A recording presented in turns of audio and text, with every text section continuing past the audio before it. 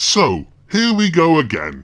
It's the time of year when we find out how much of our tax money those trough-snorting banksters are going to get paid in their bonuses.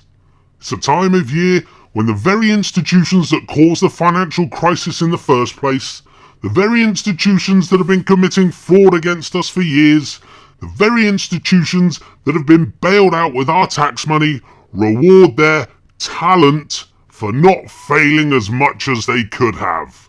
According to the mainstream media, bankers at the Royal Bank of Scotland were paid £770 million for their banking performance in 2008.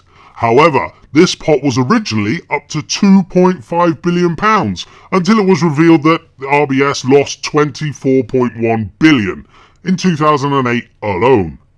For their 2009 banking performance, these talented RBS staff were rewarded with a bonus pot of £1.3 billion because they only lost £8 billion that year. In 2010, the talented banksters only lost a further £1.1 billion, whilst they were given £1.1 billion in bonuses. Excellent! And in 2011, gambling at Royal Bank of Scotland lost a further £2 billion, but despite this, their bonus pot was still over £785 million.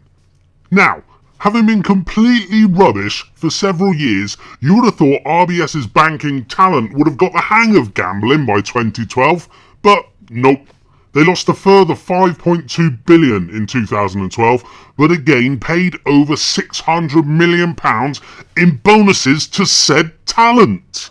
So, here we are in 2013, and RBS have been fined nearly £400 million for their part in the libel fraud scandal. They've also shelled out over £2.6 billion in PPI mis-selling. So today, on the back of another year of huge losses, yet to be reported, RBS have announced £500 million in bonuses for the banking talent they employ. Philip Hampton, the chairman of RBS, said that he was in a meeting with one banker who was really angry because he was only getting a £4 million bonus when he wanted a £6 million bonus. So, as you can see, we have been right royally ripped off by Cameron's banking friends. Remember, 50% of the funding for the Conservative Party comes from these bankers. But the question is this, what are we going to do about it? For years, these so-called talented banking fraudsters have been ripping us off without any comeback from us or them showing any remorse whatsoever. Everybody knows this banking culture of greed is wrong, despite being praised and loved by Osborne Cameron and that buffoon Boris Johnson. Rewarding failure with this much money is quite simply despicable. What message does this send out? How is it doing the right thing, as Cameron likes to spout all the time? We could change this if we really wanted to.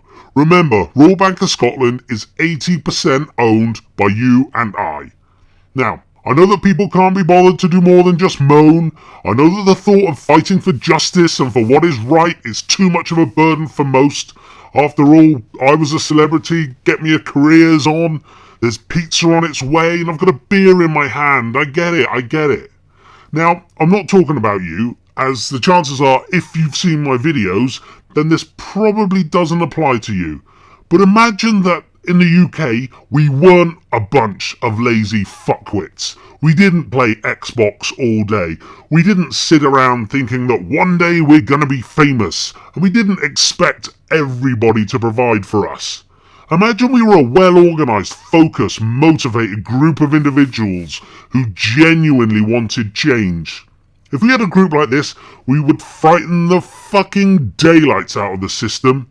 Imagine if everyone in the group wrote to their MP saying that because Royal Bank of Scotland is 80% state-owned, if they did not pull the plug on the fraudster bankster bonuses, we would let their constituents know that they support the bankers, their bonuses, and that we will be voting for somebody else in 2015. Will we do it? I doubt it. After all, it's a lot easier just to moan and then watch EastEnders.